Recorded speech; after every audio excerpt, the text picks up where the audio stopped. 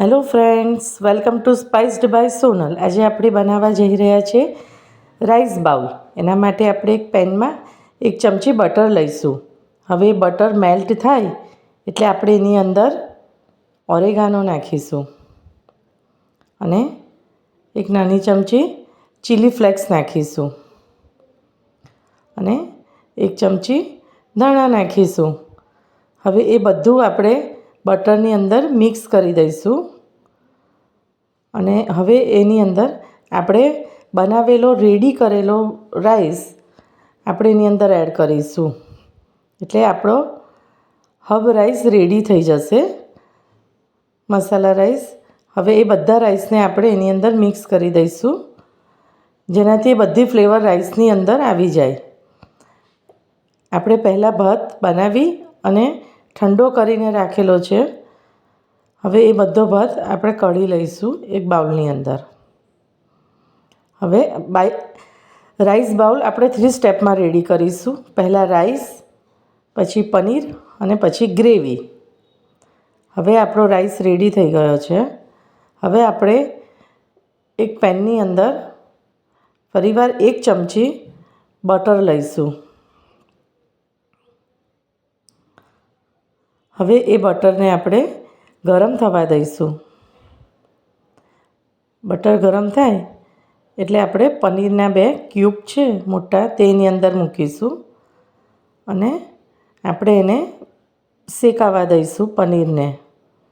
હવે આપણે પનીરને બીજી બાજુ ટર્ન કરી લઈશું અને બીજી બાજુ બી બટરથી ગ્રીસ થઈ જાય, પનીર કોટ થઈ જાય એ રીતે આપણે એને કરીશું. હવે આપણે એની ઉપર મસાલો સ્પ્રિંકલ કરીશું, ઓરેગાનો, ચીલી ફ્લેક્સ, અને આપણે એને ટર્ન કરી લઈશું, જેના કારણે આપણે બીજી બાજુ બી એ સ્પાઇસીસ એડ કરી શકીએ પનીરની અંદર. હવે બીજી બાજુ બી આપણે પનીર ઉપર ઓરેગાનો, ચીલી ફ્લેક્સ અને થોડા ધાણા એડ કરીશું અને આપણે એને શેકાવા દઈશું.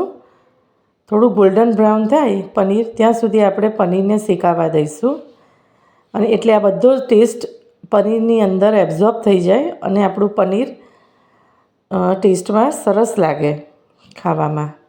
હવે આપણું પનીર રેડી છે. હવે આપણે આ પનીરને કાઢી લઈશું. હવે આપણે 3rd સ્ટેપ રેડી કરીશું રાઈસ બાઉલ માટે. બ્લાન્ચ કરેલા બ્રોકલી છે, એને આપણે લઈશું અને થોડા પનીરના ક્યુબ લઈશું. એને આપણે મિક્સરમાં ચર્ન કરી નાખીશું, એની ગ્રેવી બનાવી દઈશું.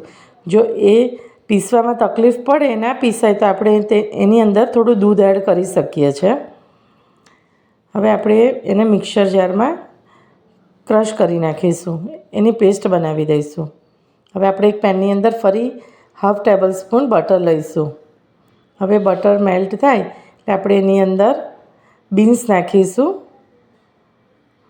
અને થોડા કેપ્સિકમ, 1 નાનું કેપ્સિકમ લીધેલું છે, 1 નાનું ટામેટું લીધું છે અને 1 ગાજર લીધું છે.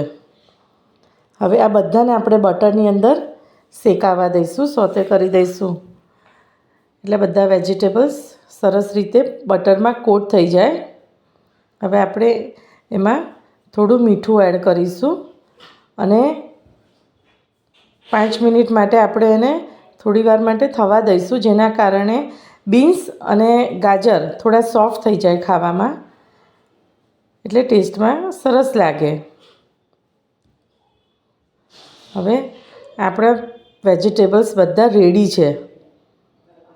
હવે એની અંદર આપણે થોડુંક મરી પાવડર એડ કરીશું ને થોડા ધાણા એડ કરીશું. હવે આપણે એને મિક્સ કરી દઈશું. એટલે આપણા વેજીટેબલ્સ બધા રેડી છે. હવે આપણી જે બ્રોકલી અને પનીરની જે ગ્રેવી હતી એની અંદર એડ કરી દઈશું વેજીટેબલ્સમાં. આ એક હેલ્ધી મીલ બી થઈ જાય છે અને આપણે 1 પોટ મીલ બી કહી શકીએ છીએ. હવે એની અંદર થોડું પાણી લઈને આપણે રેડી દઈશું મિક્સર જારમાં, એટલે બધું આવી જાય. હવે એને ઉકળવા દીધું એકવાર મિક્સરને અને રેડી છે આપણી ગ્રેવી. હવે આપણે એને સર્વ કરીશું. એના માટે આપણે એક બાઉલમાં રાઈસ કાઢીશું, જે આપણે હબવાળા કરેલા છે, એટલે જે ખાવામાં બહુ સરસ લાગે, નોર્મલ રાઈસ. હવે એને આપણે બાઉલને પ્લેટની અંદર ઊંધું કરીને રાઈસ આપણે મૂકીશું. હવે એની આજુબાજુ આપણે ગ્રેવી એડ કરી દઈશું. થોડી ગ્રેવીને પોર કરી દઈશું અને થોડા 2 પનીરના ટુકડા જે છે આપણે શેકેલા છે એને બી આપણે લઈ લઈશું અને એની બાજુમાં મૂકી દઈશું, જેના કારણે ખાવામાં બહુ સરસ લાગે છે. અને આપણે આ ટોટલ એક મીલ થઈ ગયું, 1 પોટ મીલ આપણે આ એક ખાઈએ એટલે આપણું પેટ ફૂલ થઈ જાય છે.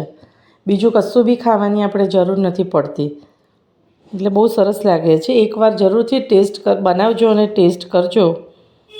જો તમને મારી રેસીપી ગમી હોય તો